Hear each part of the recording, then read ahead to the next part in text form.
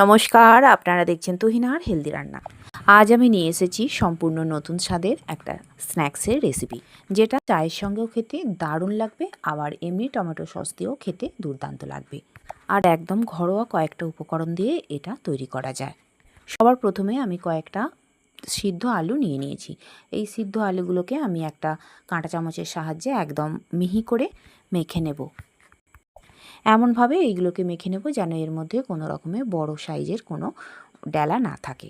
এরপর আমি এতে দিয়ে দিলাম 2 চামচ চালের গুঁড়ো আর দিয়ে দিলাম 1 চামচ বেসন। এরপর এতে দিয়ে দেবো একদম ছোট ছোট করে কেটে রাখা ক্যাপসিকাম, গ্রেট করা গাজর, পেঁয়াজ কুচি, লঙ্কা কুচি, ধনেপাতা কুচি আর দিয়ে দিলাম পরিমাণ মতো হলুদ গুঁড়ো আর লঙ্কা গুঁড়ো। আমি কাঁচা লঙ্কা দিয়েছি তাই লঙ্কা গুঁড়োটা অল্প একটুখানি দিয়ে দিলাম আর এতে দিয়ে দিলাম ম্যাগির ম্যাজিক মশলা।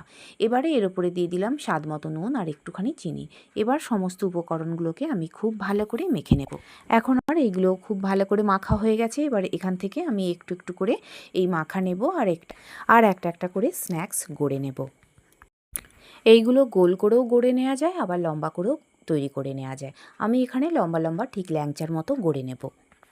সবার প্রথমে আমি এইগুলোকে তৈরি করে সব কটাকে রেডি করে রাখব। আর এমনভাবে এইগুলো তৈরি করতে হবে যেন সাইজ প্রত্যেকটার একই রকম হয়, যেন কোনোটা ছোট, কোনোটা বড়, কোনোটা মোটা বা সরু না হয়।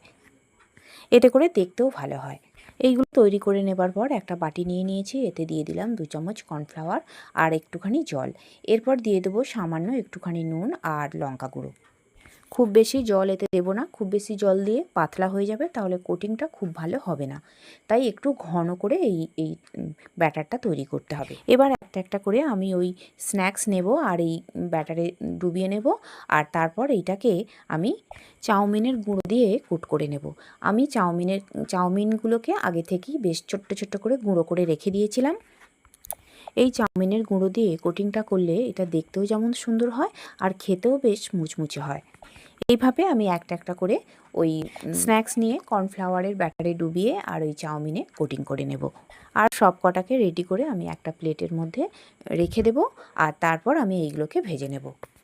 ছেলেমেয়েরা অনেক সময় সন্ধ্যাবেলা মুখরোচক কিছু খাওয়ার জন্য বায়না করে। তারা সবসময় চায় নতুনত্ব কিছু আর খেতেও খুব যেন টেস্টি হয়।